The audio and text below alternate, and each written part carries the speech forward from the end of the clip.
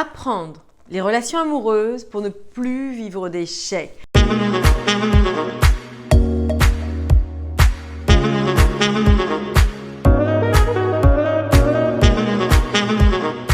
Bonjour mesdames, j'espère que vous allez bien, que vous avez la forme et que vous avez toujours envie de croquer la vie à pleines dents.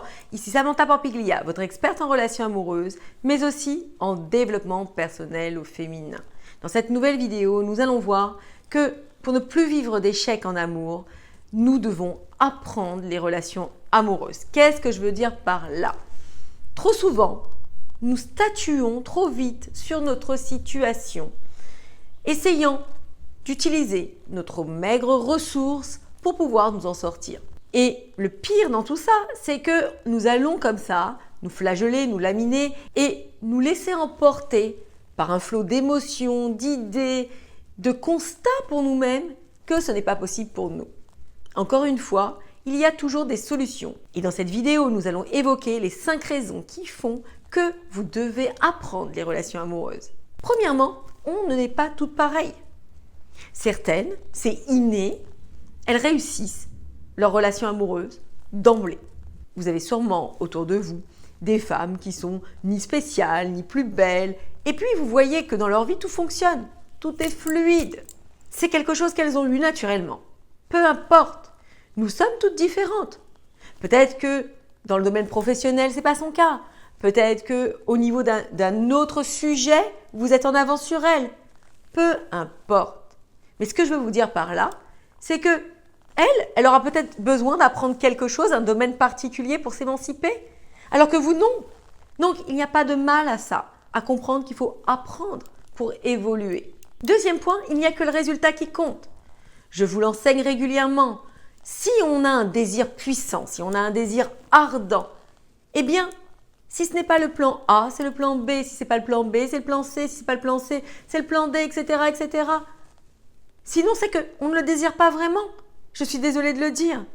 Mais si certaines personnes réussissent, elles ont mis énormément d'actions en place. Si justement, elles n'avaient pas les clés en main au départ pour réussir.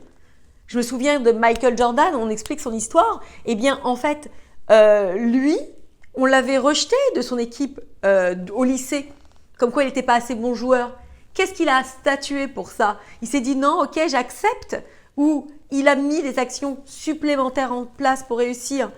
Et c'est ce qu'il a fait. Et je me rappelle, j'avais lu une biographie sur lui. Il se levait tous les matins, à 5 heures du matin, il faisait des paniers, pour justement être meilleur. Il n'a pas statué sur son fait trop vite. Troisième point, avant c'était inculqué tout simplement. Les grands-mères apprenaient ça, les mères apprenaient tout ensemble. Il y avait des codes, des choses. Avec la libéralisation de tout, eh bien tout le monde fait tout n'importe comment.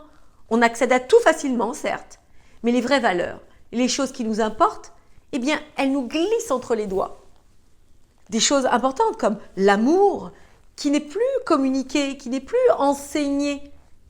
Donc, vraiment comprenez que il faut compenser ce que l'on ne peut pas retrouver justement dans des traditions, dans des enseignements qui nous étaient communiqués avant.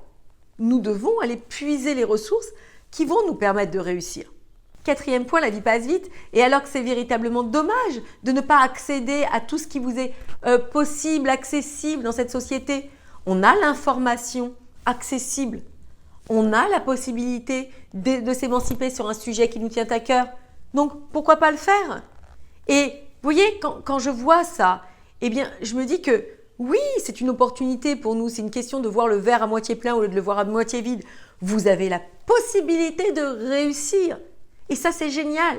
Et dernier point, eh bien, malgré tout, l'investissement que vous allez faire en termes d'argent, en termes de temps, en termes de remise en question, parce que des fois, c'est un peu douloureux de sortir de sa zone de confort et de faire les efforts pour changer, évoluer. Eh bien, c'est surtout tout ce que ça va vous apporter. Le fait d'être heureuse avec un homme, le fait de pouvoir de faire partie de ces femmes qui ont cette plénitude en amour, le fait de vous réveiller auprès de quelqu'un qui va prendre soin de vous, s'occuper de vous, s'inquiéter pour vous, qui va vous vraiment être émerveillé par votre personnalité. Et ça n'a pas de prix. Donc voilà mesdames, 5 points qui ne sont pas exhaustifs mais qui vous font comprendre qu'il est très très important d'investir sur soi, d'investir sur sa personne. Car ensuite, une fois qu'on a atteint notre bonheur, ce qui nous tient à cœur, eh bien, que ce soit en argent, en temps ou peu importe, on n'y pense même plus. Mais au moins, ce que l'on a gagné reste dans notre vie. Mesdames, cette vidéo est terminée. Je vous embrasse, je vous adore. Portez-vous bien et surtout n'oubliez jamais que vous avez les clés pour réussir.